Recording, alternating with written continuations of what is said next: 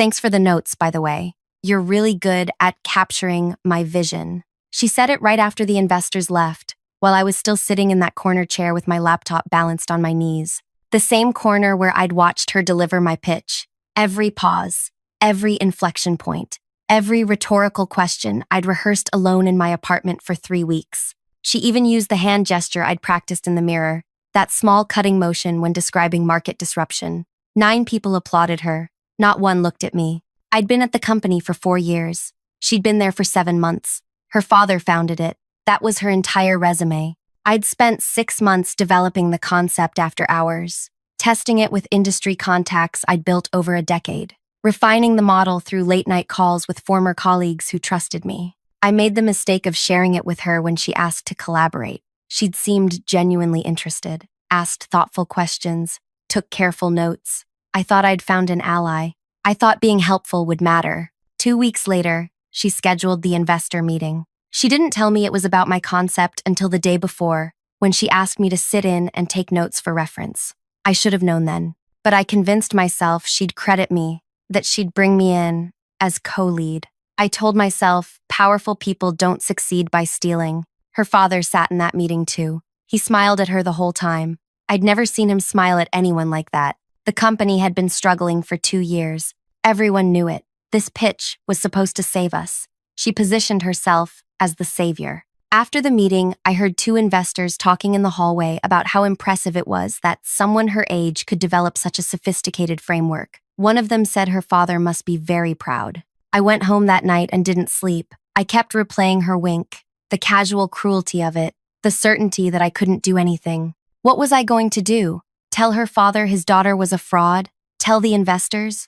With what proof? She'd been in every meeting where I'd discussed the concept. She had notes. She could claim collaboration, say I was bitter, say I was jealous of her position. Who would believe the mid-level employee over the founder's daughter? I decided to do nothing. I would keep my head down, keep my job, swallow it. Then she called me into her office 3 days later. Before I tell you what happened next, I just want to say thank you for listening to my story. It's still hard to talk about, even now. Let me know in the comments where you're listening from. It helps to know I'm not alone in this. My name is Andrea. I'm 32, and until last year, I defined myself by my work. I'm the person who brings a notebook to dinner parties, because ideas don't wait for convenient moments. I'm the one who stays up reading industry reports while my friends are out. I once missed my cousin's wedding because I was finishing a prototype. I'm not proud of that part. I grew up with a single mom who worked 3 jobs. We moved 7 times before I finished high school. When I got my first stable job, I swore I'd never feel that kind of uncertainty again. Maybe that's why I work so hard. Maybe that's why what happened hurt so much. The investors want to move forward, she said, leaning back in her chair. They're putting in serious money. I need you on the execution team. I must have looked confused because she laughed, a light tinkling sound that suddenly felt like fingernails on my skin. Don't worry, you'll get credit for implementation, but I'll be leading it, obviously. That's when I understood. She didn't just steal the idea. She didn't know how to execute it. The concept required managing relationships with 5 specific industry gatekeepers I'd spent years cultivating. It required understanding regulatory frameworks I'd studied extensively. It required technical knowledge she didn't have and couldn't fake. She needed me, desperately. I sat there, feeling something shift inside me. The hurt was still there, but now there was something else. Something clearer, colder. Obviously, I repeated, my voice neutral. Great, she clapped her hands together. I knew I could count on you. First meeting tomorrow at 9. I need you to prepare a breakdown of the initial action steps. I nodded, stood up, and walked to the door. Andrea, she called after me. I turned. This is going to be huge for the company, for all of us. She smiled. My father is already talking about promotions if we pull this off. All of us? I asked. Her smile never wavered. That night, I called my oldest friend, Jenna. We'd met in college, back when I thought business was about merit. She just took it? Jenna asked. The whole concept? Every bit, I said, staring at my apartment ceiling, right down to my hand gestures. You have to quit. I can't. I just signed a lease I can barely afford. The job market's terrible. And honestly, where would I go that this couldn't happen again? Report her to HR? I laughed. the sound hollow even to my own ears. Her father owns the company, Jen. Then confront her directly, tell her, and be labeled difficult? The bitter employee who can't work with the boss's daughter? That's career suicide. So what? You just let her win? I was quiet for a long moment. No, I finally said. I just don't think winning means what she thinks it does. What does that mean? I sat up, suddenly energized. She doesn't understand the concept. Not really. She memorized my pitch, but she doesn't get how it works. So she can't implement it without me. And the investors are expecting results.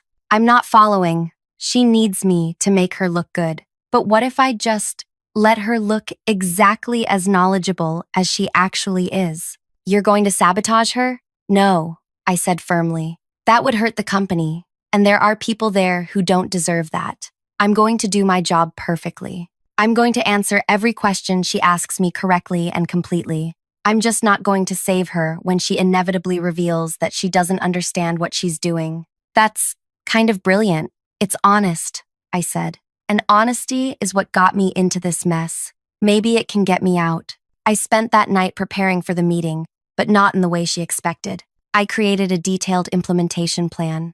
Yes, but I also prepared a separate document, one that listed every complex question likely to come up, every technical challenge, every regulatory hurdle. I memorized the answers, all of them. The next morning, I walked into the conference room 5 minutes early. She was already there, scrolling through her phone. Her father sat beside her, reviewing printouts of my implementation plan. 7 other people filled the room, department heads, key developers, and her father's right-hand man, Thomas, who had been with the company since the beginning. Let's get started, she said when the clock hit 9.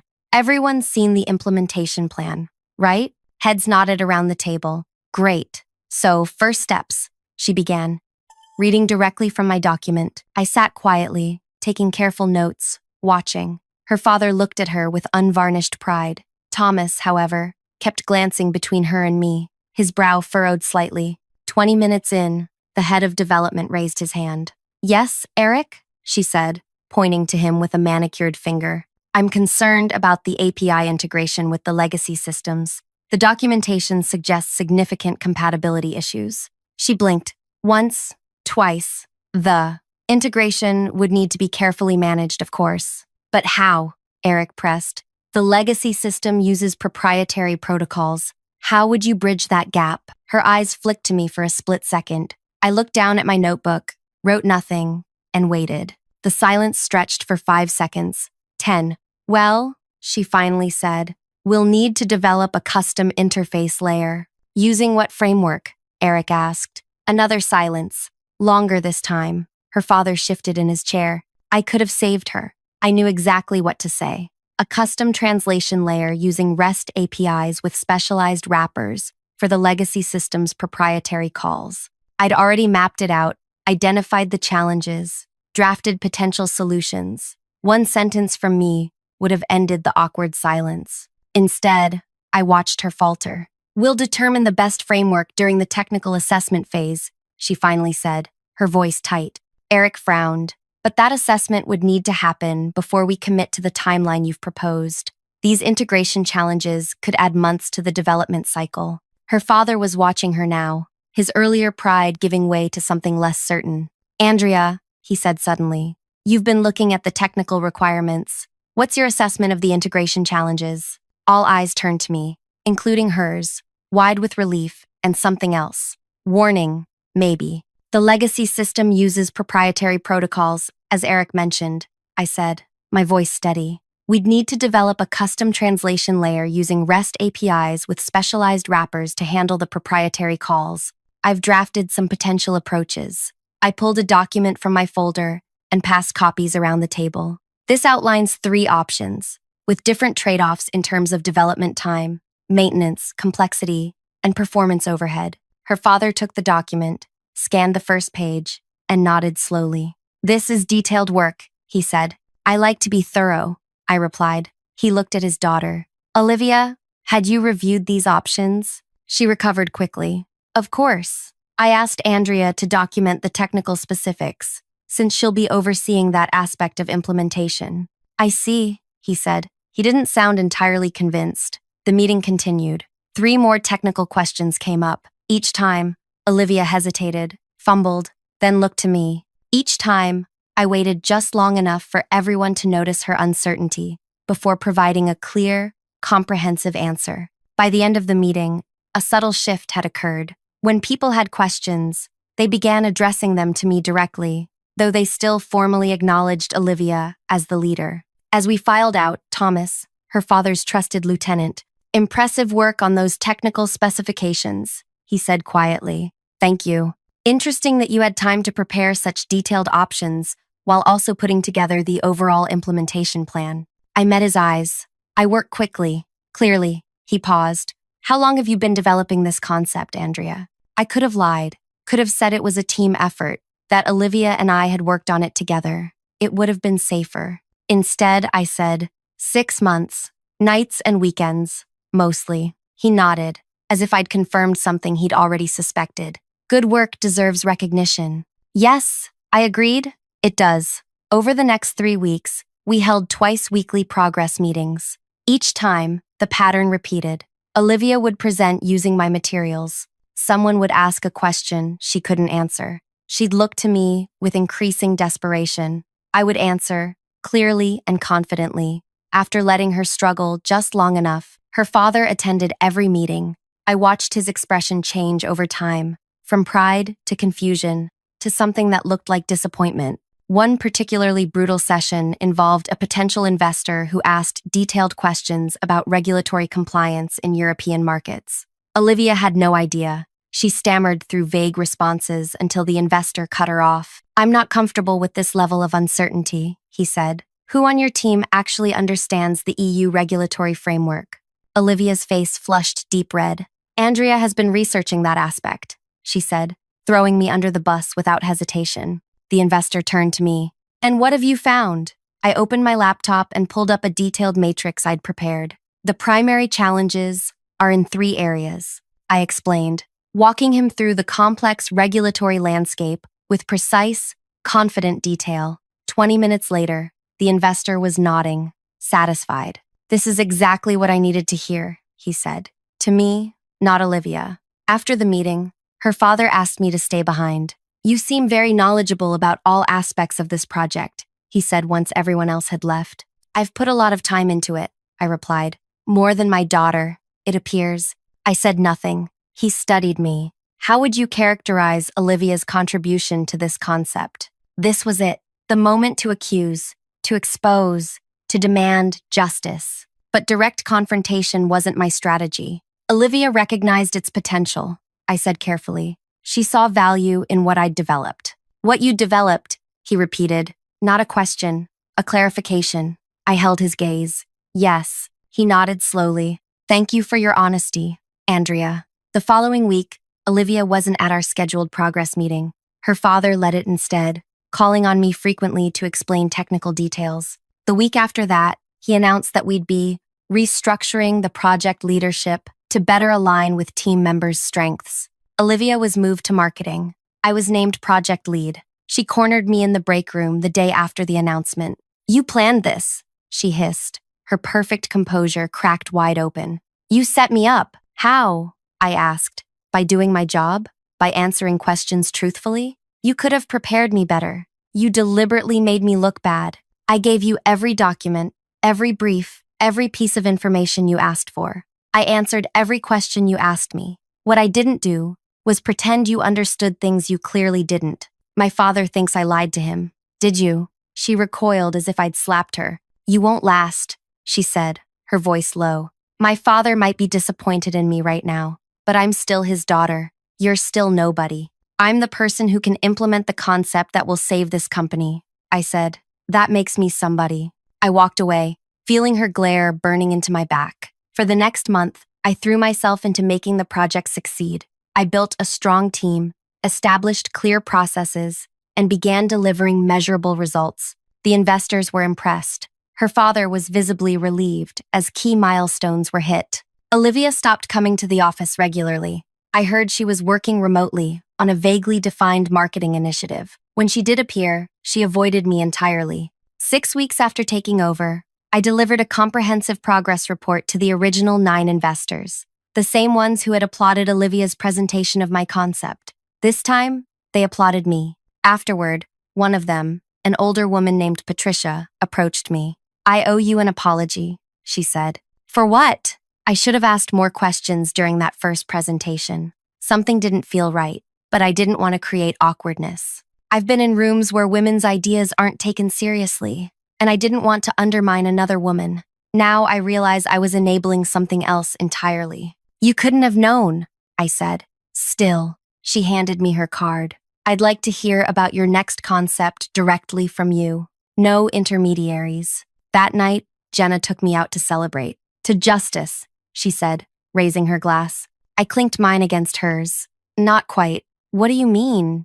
You got the credit. You're leading the project. She's been exposed." "Only partially," I said. "Her father knows she didn't create the concept, but I'm not sure he understands she deliberately stole it, and the investors still think she was just out of her depth, not dishonest. Does it matter? You won." I considered this. It matters to me, not for vindication, but because the same thing could happen to someone else if the pattern isn't fully recognized. "What are you going to do?" I sipped my drink. "Keep delivering results, build trust, and wait for the right moment." "For what?" "To make sure the lesson sticks." The right moment came 3 months later, during the final presentation to the investors before full implementation. Olivia had been gradually returning to the office, reinstating herself in various meetings, trying to reclaim territory. Her father, while still careful with her, had begun bringing her back into the fold.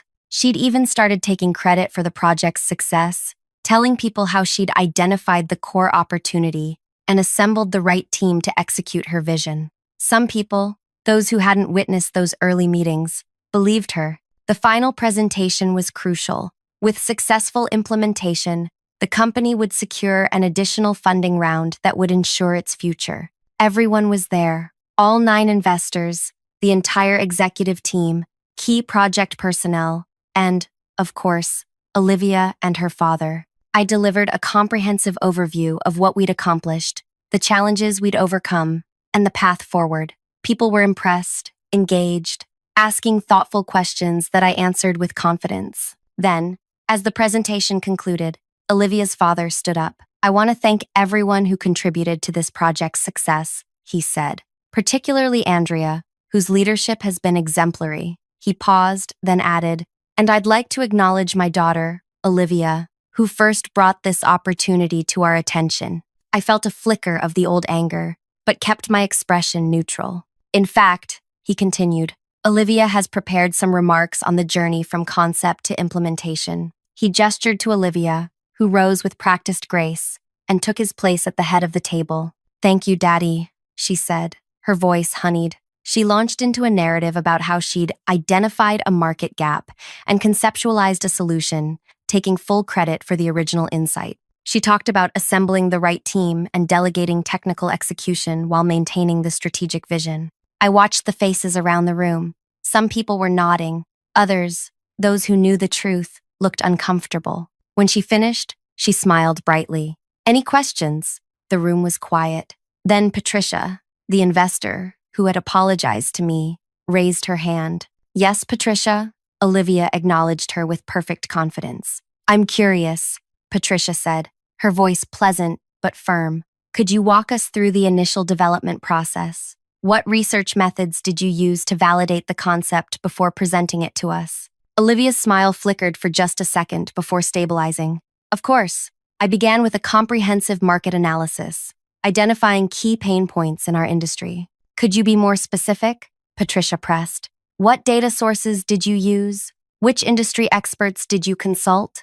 Olivia's composure began to crack. "Various sources. Industry reports, primarily." "Which ones?" Patricia tilted her head slightly. Olivia glanced at me, then quickly away. "Standard publications, the Johnson Quarterly, MIT Business Reviews." I almost laughed. Neither of those publications existed. "Interesting," Patricia said. "And the regulatory framework you developed, especially for European markets? That was quite sophisticated. What was your process for mapping those requirements?" Olivia was visibly sweating now.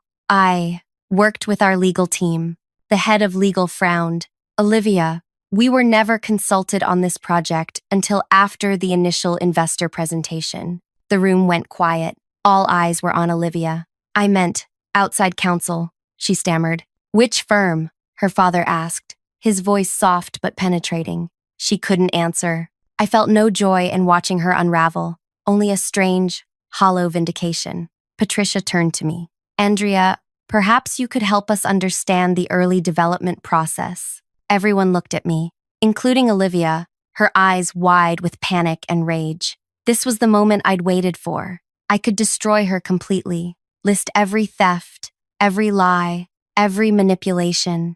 I had detailed records, emails, meeting notes, timestamps on documents that proved the timeline of my work. But looking at her, I realized something important. I didn't need her destruction to validate my creation. I began developing the concept about 6 months before our first investor presentation, I said calmly. I identified the market gap through interviews with 17 industry clients. I tested potential solutions with a network of former colleagues who specialize in different aspects of the problem. I studied the European regulatory framework through direct consultation with compliance officers at 3 companies who'd recently navigated similar challenges. I opened my laptop and pulled up a folder. I've maintained detailed documentation of the development process, I continued, including early drafts, research notes, and correspondence with subject matter experts. I'd be happy to share it with anyone who's interested in understanding how we arrived at our current approach. Patricia nodded. I'd appreciate that. Olivia's father stood up slowly. I think we need to take a short break, he said, his voice tight with controlled emotion. 10 minutes, everyone. As people filed out, he looked at me. Andrea, please stay. Then to his daughter. You too, Olivia. When everyone else had left, he closed the door and turned to face us. Explain, he said to Olivia. Now, she tried once more. Daddy, it was a collaborative. Stop. The word cut through the room like a blade. The truth, Olivia. All of it. She stared at the floor. Andrea developed the concept. She finally said, her voice small. I took it. I thought I could figure out the details later. He closed his eyes briefly, absorbing the blow. When he opened them, he turned to me. How long have you known? I asked, suspected since those early meetings. Known for certain? About a month. Thomas showed me the timestamp evidence.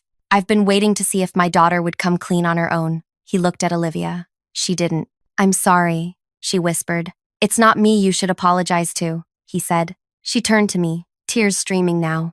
I'm sorry, Andrea. I nodded once, acknowledging but not absolving. Her father sighed deeply. Andrea, would you give us a moment, please? Tell everyone we'll reconvene in 15 minutes. I left them there, father and daughter, with the wreckage of trust between them. When the meeting resumed, Olivia wasn't present. Her father addressed the room. I owe everyone an apology, he said, particularly Andrea. There has been a significant misattribution of credit for this project. The concept was developed entirely by Andrea, and the successful implementation has been due to her leadership. My daughter presented Andrea's work as her own in our initial meeting. This was wrong, and it will be corrected. He turned to me. Andrea, please continue with the presentation. This is your moment. I stood up, aware of all eyes on me. Thank you, sir. But before I continue, I want to emphasize that while the concept was mine, its successful implementation has been a true team effort. Everyone in this room has contributed to making it work. I saw respect dawn in his eyes and in others around the room. The rest of the meeting went smoothly.